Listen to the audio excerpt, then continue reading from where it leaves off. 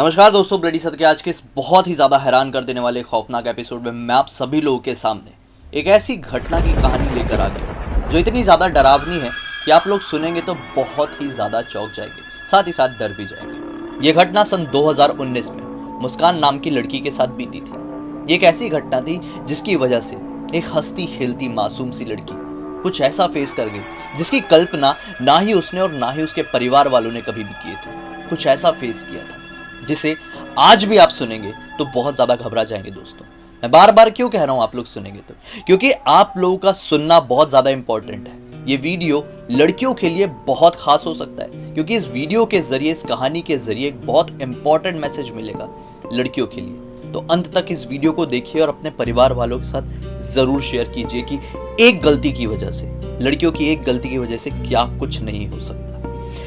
2019 में दुर्गा माता के विसर्जन के दौरान मुस्कान बहुत खुश थी।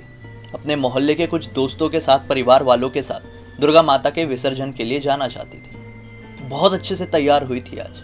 लाल रंग की बहुत खूबसूरत सी साड़ी, बाल अपने पूरे खुले रखी थी और साथ ही साथ लाल रंग की लिपस्टिक लगाई हुई थी।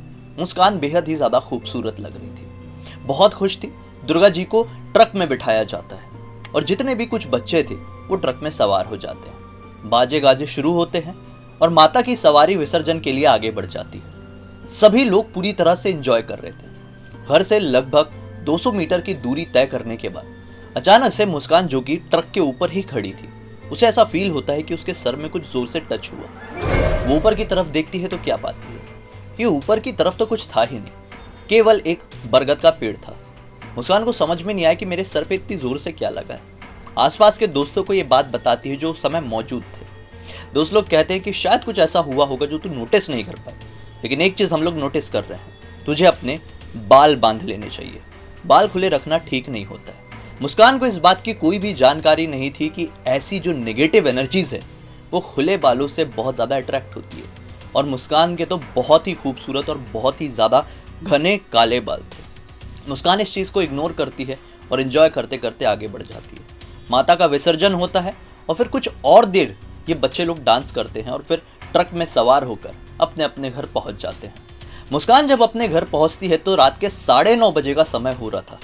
मुस्कान तुरंत अपने रूम में जाती है, अपने कपड़े चेंज करती है और जब वो मिरर के सामने खड़ी होती तो बहुत ज्यादा हैरान हो जाती है कि उसकी आंखें पूरी तरह से लाल हो चुकी थी, बिल्कुल चढ़ी चढ़ी सी दिखाई दे रही थी। मुस्कान को समझ में नहीं आई कि आंखें ऐसी कैसी हो गई। मुस्कान एक टॉवेल लेके रब करने की कोशिश करने लगती है, लेकिन जैसे जैसे वो रब कर रही थी उसकी आंखें उतनी ही ज्यादा लाल होती जा रही थी। अब कुछ ही सेकंड में उसकी आंखों में बेहद ज्यादा इचिंग भी शुरू हो गई। मुस्कान ये समझ नहीं पाई कि अभी तक तो सब कुछ ठीक था, लेकिन जब मैं विसर्जन से आई तो ऐसा क्यों हो गया। मन में एक घड़ी ये भी आई कि शायद थकान की वजह से, ट्रैवल की वजह से ये हुआ होगा। अब एग्जैक्टली 5 मिनट मुस्कान अपने बेड में बैठती है और अचानक से उसे भूख लगती है। उसे समझ में नहीं आया कि इतनी जोर से अचानक से भूख कैसे लगी। बस ये आखिरी समय था, ये आखिरी पल था जब मुस्कान अपने होश में थी, अपने कॉन्शियस में थी। इसके बाद मुस्कान के साथ क्या हुआ ये वो नहीं जानती थी। जो कुछ भी हुआ उसको जानकारी उसकी छोटी बहन ने दी। अब मैं बताता हूं उसकी जिंदगी में उस 5 मिनट बेड में बैठने के बाद क्या कुछ बीता। मुस्कान भूख के साथ नीचे हड़बड़ाई हुई पहुंचती है। खाना लग चुका था और चिकन बना हुआ था घर पे। वो बेहद ही अजीब और अतरंगी तरीके से चिकन खा रही थी। उसका ये हाल देख के परिवार वाले बहुत ही ज्यादा घबरा गए कि मुस्कान ऐसे क्यों वियर्ड सी हरकतें कर रही है। मुस्कान जल्दी जल्दी खाना खत्म कर दी और खाना खत्म होते से नॉन स्टॉप फ्लुएंटली बंगाली में कुछ बोलने लगी। अब हैरान होने वाली बात सबके लिए ये थी कि बंगाली उस पूरे परिवार में किसी को नहीं आती थी, पूरे खानदान में किसी को नहीं आती थी। हालांकि ये लोग कोलकाता में जरूर रहते थे, लेकिन ये लोग बंगाली नहीं थे, इसलिए बंगाली लैंग्वेज से इनका दूर दूर से कोई रिलेशन नहीं था। लेकिन मुस्कान आज जिंदगी में पहली बार बंगाली इतनी फ्लुएंटली कैसे बोल रही थी कोई समझ नहीं पाया था। मुस्कान की कुछ कुछ बातों से ऐसा लगा कि मुस्कान गुस्से में कुछ अजीब सा बोल रही है। सब लोग बहुत ज्यादा हैरान हुए और हैरानी के साथ सब लोग सोच ही रहे थे कि मुस्कान यहाँ पे बहुत ज्यादा आक्रामक हो गई, चीजें उठा उठाकर फेंकने लगी, तोड़ने लगी और उसके घर वाले बस देखते ही रह गए। अचानक से दौड़ी दौड़ी मुस्कान अपने पिताजी के पास आई और जोर जोर से अपने पिताजी को मारने लगी। सब लोग बहुत ज्यादा हैरान हो गए। जैसे तैसे उसको पकड़कर उसे कमरे में बांध दिया गया क्योंकि मुस्कान कंट्रोल में नहीं आ रही थी। अब सुबह का वक्त होता है। सुबह होते होते सभी जो सीनियर्स लोग थे घर के ये बात करते हैं कि शायद मुस्कान किसी चीज की शरारत कर रही है, मस्ती कर रही है, नॉर्मल हो जाएगी। लेकिन अगले दिन की जैसे ही शाम होती मुस्कान की हरकतें वैसी ही होने लगती। वो हरकतें और भी दिनों दिन बढ़ती जा रही थी। मुस्कान अब परिवार में सभी लोगों को मारने लगी थी, गंदी गंदी गालियां देने लगी थी, कभी हिंदी में तो कभी बंगाली में कुछ कुछ बोलने लगी थी। लोग समझ नहीं पा रहे थे। उसे बहुत ज्यादा भूख लग रही थी। मुस्कान जो कि बहुत ही नॉर्मल चिकन खाती थी अपनी डेली रूटीन में, अब बहुत ज्यादा चिकन खाने लगी थी। चिकन के लिए मानो बहुत ज्यादा लड़ाई करने लगी थी। अब ऐसे करते करते और दिन बीतते हैं और फिर इनके घर में कोई मेहमान आते हैं और जब वो लोग मुस्कान की हालत देखते हैं तो वो लोग सलाह देते हैं कि आप लोगों को किसी पंडित से बात करनी चाहिए। पंडित को घर में बुलाया जाता है और पंडित मुस्कान की हालत देख के साफ साफ समझ जाता है कि मुस्कान नॉर्मल नहीं है, मुस्कान को किसी ने पोजेस कर लिया है। पंडित जैसे तैसे करके उससे बात करने की कोशिश करता है। सबसे पहले तो वो नाम पूछता है। मुस्कान अपना नाम बताने से पूरी तरह से इनकार कर देती है। मुस्कान कभी उठ के नाचने लगती थी, कभी लेट के जमीन में लौटने लगती थी और कभी जोर जोर से कूदने लगती थी। मुस्कान कभी अचानक से अपने बेड से गिर जा रही थी तो कभी अपना सर जोर जोर से दीवार पर मार रही थी। पंडित भी देख के हैरान था और साथ ही साथ घबरा चुका था। उसने अपने लेवल पे बहुत कोशिश किया लेकिन वो मुस्कान का नॉर्मल नहीं कर पाया। अब इस तरह से और भी कुछ दिन बीते। इन कुछ दिनों के दौरान मुस्कान के घर पे 108 बार महामृत्युंजय का जाप रोज करवाया जाता। रोज हनुमान चालीसा मुस्कान के सामने पढ़ी जाती। जितनी देर हनुमान चालीसा और महामृत्युंजय मंत्र का जाप होता था मुस्कान के सामने, उतनी ही देर बस मुस्कान नॉर्मल रहती थी। बस उसके कुछ ही देर बाद मुस्कान फिर से ऐसी आक्रामक हरकतें करने लगती थी। सुबह होती थी तो वो नॉर्मल, शाम होती थी तो वो ऐसी अजीब सी वियर्ड हो जाती थी। मुस्कान के बाल पूरी तरह से अब झड़ने लगे थे। अच्छी खासी हेल्थ की, मतलब एक अच्छी फिट लड़की पूरी तरह से दुबली पतली हो चुकी थी। बहुत ही ज्यादा बीमार से दिखने लगी थी। आंखों के नीचे काले गड्ढे पड़ चुके थे, बाल पूरी तरह से खत्म होने लगे थे और इसका शरीर और शक्ल देख के ऐसा लग रहा है कि ना जाने कितने दिनों से इस लड़की ने खाना नहीं खाया, जबकि मुस्कान रोज बहुत भारी मात्रा में चिकन खा रही थी। सभी लोग इसकी हालत देख के परेशान थे। डॉक्टरों से डिस्कस किया गया लेकिन डॉक्टर इसकी इस बीमारी का कुछ समझ ही नहीं पाए कि ऐसा क्यों हो गया। फिर आखिरकार इसके घर पे एक पंडित जी आए। उस पंडित जी ने कहा कि मैं इस घर को बांध देता हूँ और फिर इस घर में एक पूजा करवाता हूँ। उस घर को बांध कर पंडित जी ने एक पूजा की शुरुआत की। उस पूजा के 2 दिन बाद तक मुस्कान नॉर्मल रही, लेकिन तीसरे दिन से जब पूर्णमासी की रात आई तो मुस्कान की वही हरकतें शुरू हो गई। अब घर वाले और परेशान हो गए और उस पंडित को फोन लगाया। बोले कि आपको ऐसा क्या मुस्कान ने बताई थी जो हम समझ पाए और शायद हम अपनी बच्ची की मदद कर पाए। तो पंडित जी ने साफ साफ घर वालों को बताया कि इसके शरीर में एक औरत की आत्मा है जो कि बंगाली थी। इस औरत की बहनों को किसी ने कुकर्म के साथ मार दिया था।